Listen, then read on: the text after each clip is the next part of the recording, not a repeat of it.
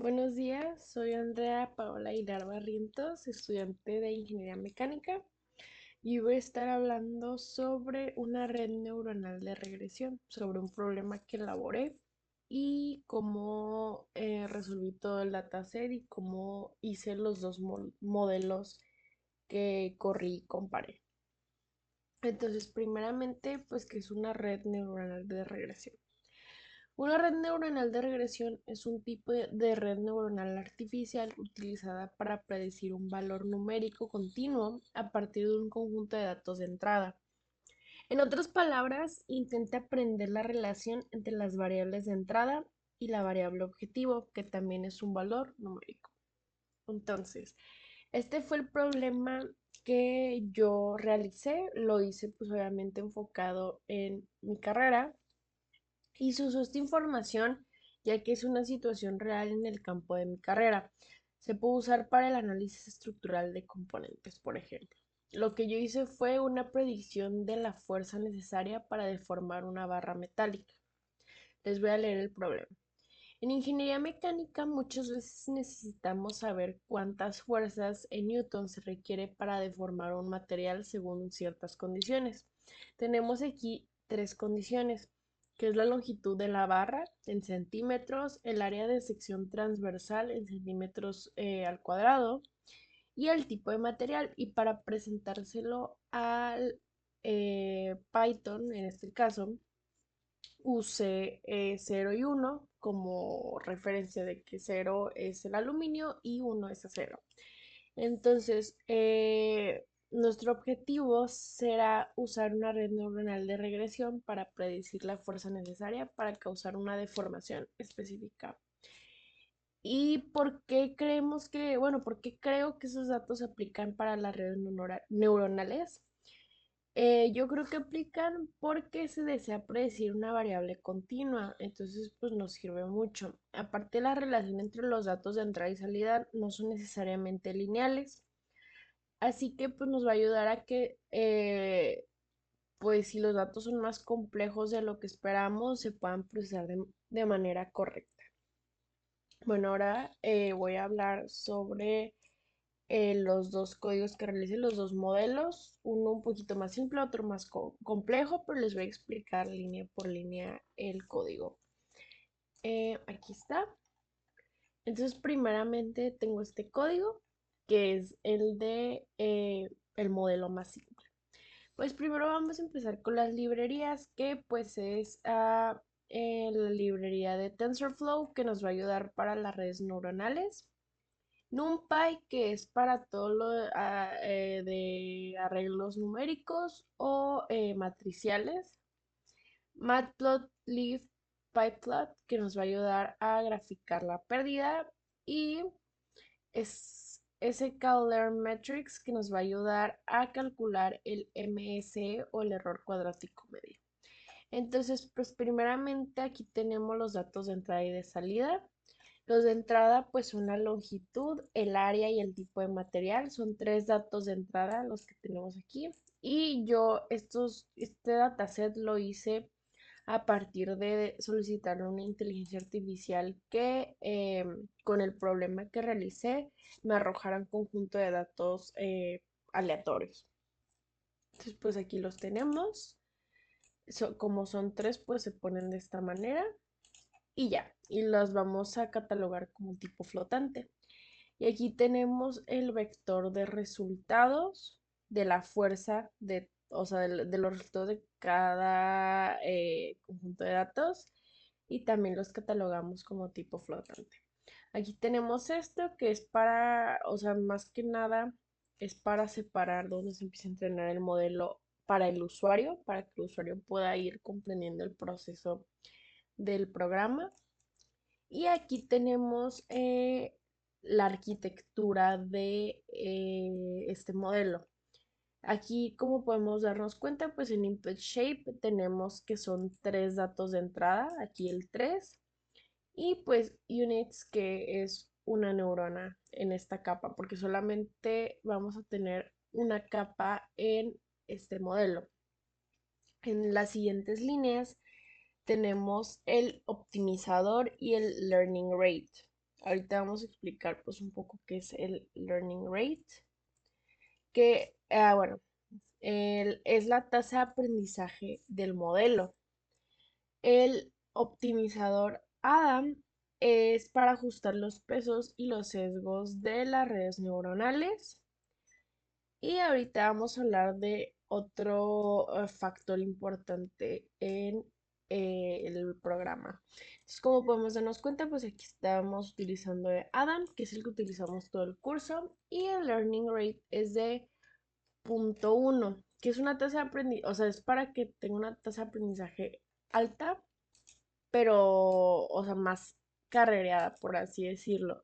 Este normalmente es el promedio que se utiliza, pero se puede utilizar un valor más bajo. Ahorita vamos a hablar de eso.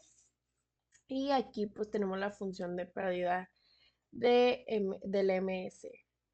Aquí en estas tres líneas de código tenemos con cuántas épocas se va a entrenar. Eh, Vamos a declarar el que prediga los valores de salida de los datos de entrada. Y finalmente, pues que calcule el MS comparándolo con los datos de salida que le mencionamos aquí y la predicción que nos va a arrojar. Entonces aquí primeramente pues tenemos que vamos a empezar con 2000 épocas. ¿Qué son las épocas? Son cuántas vueltas da el modelo, cuántas veces se entrena. Aquí le pusimos que 2000 vueltas, 2000 épocas. Normalmente el promedio, por así decirlo, o lo que nosotros usábamos era 1000, pero aquí como que quise adelantar esto para poder de una atacar con más vueltas porque ese puede ser un factor que ayude al mejor aprendizaje del modelo. Aquí tenemos ya que nos va a imprimir el MS y finalmente aquí tenemos todo lo que necesitamos para que nos arroje la gráfica, que pues es el tamaño del que queremos la gráfica, toda la parte de diseño, que el color, que el label y todo eso, el título de X y Y, que nos muestre la leyenda acá en la gráfica, y pues finalmente que nos enseñe la gráfica. Todavía no vamos a hablar sobre las gráficas de los resultados en específico. Aquí está mi modelo número 2, que pues lo mismo, tenemos las mismas librerías que ya mencionamos, que son TensorFlow para las redes, NumPy para los arreglos numéricos, Matplotlib para las gráficas, es sklearnmetrics para el error cuadrático medio, y tenemos una nueva que es sklearn preprocessing, que nos sirve para normalizar los datos que se ingresaron. Aquí igualmente ingresamos exactamente los mismos datos. Se declaran flotantes, igualmente los vectores, el vector de salida. Y nada más el código anterior se va a agregar, bueno, se va a agregar estas dos líneas que sirve para la normalización de datos, que vamos a crear un objeto para escalar los datos y se va a ajustar y luego se va a transformar. Aquí separamos con este print para indicarle al usuario que ya está entrenando el modelo. Y aquí tenemos la arquitectura de este modelo. Este modelo es diferente. ¿Por qué? Porque aquí tenemos una arquitectura un poco más compleja. En nuestra primera capa tenemos, bueno, en nuestra primera capa oculta, aquí empieza el valor de, bueno, aquí ponemos el valor de entrada. Y esta primera capa oculta tiene 16 neuronas y esta está activada con ReLU. La función ReLU nos genera un valor directamente proporcional a la entrada y se usa pues para manejar redes un poquito más complejas. En nuestra segunda capa oculta tenemos 8 neuronas e igualmente está activada con ReLU. Y finalmente en nuestra capa de salida solo tenemos una neurona y no está activada. Después tenemos aquí el optimizador y learning rate, que aquí seguimos utilizando Adam. Y aquí nuestro learning rate es de 0.01, es un poquito más bajo, pero ahorita les voy a mencionar cómo en qué nos ayuda. Aquí está lo de las épocas, pues declarar la predicción y el MSE. Aquí en vez de 2000 bajamos las épocas a 1000 por los resultados que obtuvimos de la primera. También esto es mucho de prueba y errores, estar probando y quitando y cambiando para poder ver cómo mejora el programa. Aquí imprimimos el MSE y finalmente los mismos valores para imprimir la gráfica. Entonces, bueno, ese es el programa, los programas en sí. Y ahora vamos a pasar a la comparación de resultados entre estos dos modelos. Primeramente, pues como podemos darnos cuenta, la arquitectura, como les mencionaba, en el modelo 1 solo es una capa densa y solo es una neurona sin activar. En el modelo 2, pues son tres capas, una de 16 neuronas eh, oculta, otra de 8 neuronas oculta, estas dos con activación ReLU y una de salida con una sola neurona y sin activación. Como les digo, pues bueno, aquí se me olvidó poner, pero aquí pues sí es función de activación ReLU, aquí es ninguna. Nuestro learning rate en el modelo 1 es de 0.1, es un learning rate más alto, y en nuestro modelo número 2 es 0.01. En las épocas, pues son 2000, bueno, hicimos 2000 en el primero y 1000 en el segundo. La optimización, pues siempre fue ADA. Y ahora sí los resultados. El error cuadrático medio que obtuvimos en el modelo 1 es de 100.56 y en el modelo 2 de 11.33. Como podemos darnos cuenta, pues obviamente sí hay una gran diferencia. Y la curva de pérdida, que ahorita les voy a enseñar la comparación de estas dos. En el modelo 1 descendió más rápido y al final se estabilizó, pero hizo este codo que llamamos. Y en el modelo 2 fue un poquito más suave y decreciente, tuvo unos pequeños baches, pero logró estabilizarse al final. Se aplicaron, bueno, les digo que se aplicaron las 2000 épocas porque quería optimizar el modelo desde, o sea, desde el primer modelo. Aquí está la comparación de las dos gráficas.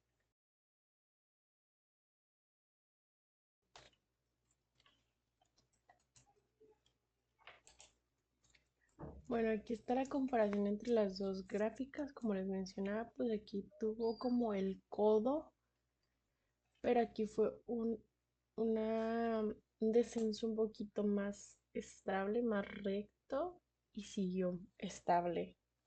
Aquí podemos darnos cuenta, pues hace este codo en esta parte, y aquí podemos ver el MSE, que pues sí son esos los valores. Entonces, pues ahora sí voy a darles un poquito la interpretación de cada uno de los modelos que llevé a cabo. Pues primeramente les voy a mencionar las diferencias bueno, los cambios del 1 al 2 ya un poquito más estructuradas.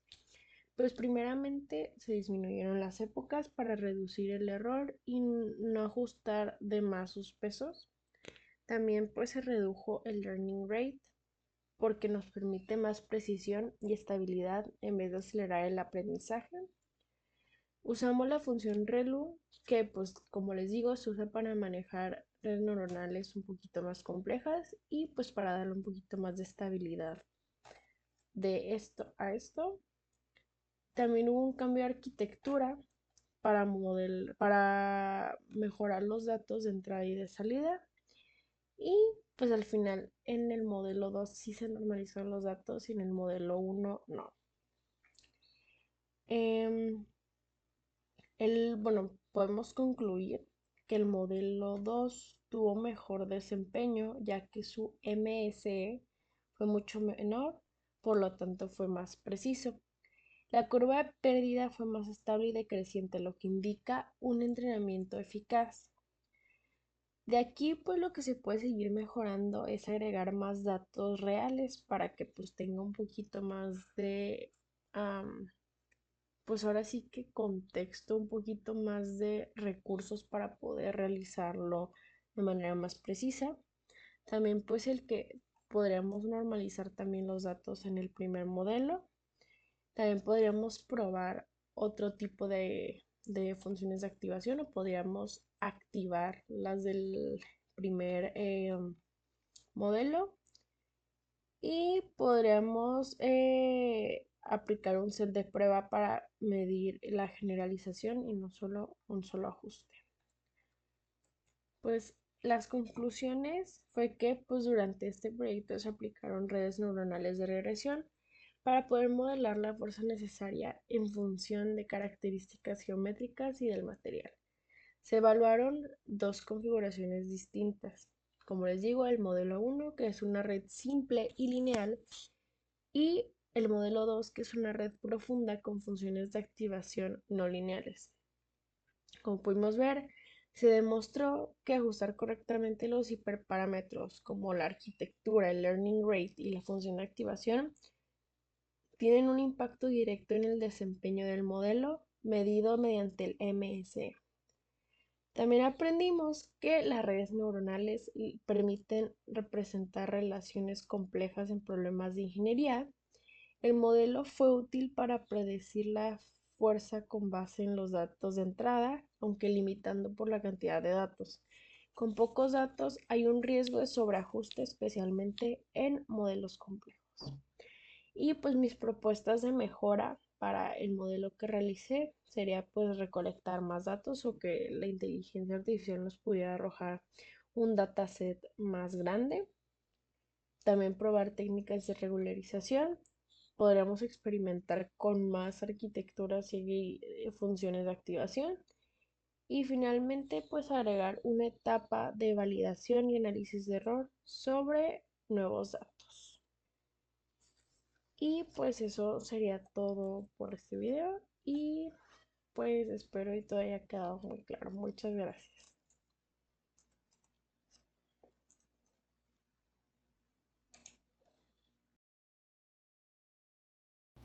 Ahora aquí voy a juntar todo lo que se utilizó para realizar la red neuronal de regresión, lo que fue el problema y el dataset.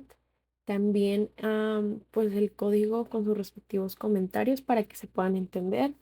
El error cuadrático medio que me arrojó cada uno, su gráfica y también pues todos los datos que se utilizaron de promedio.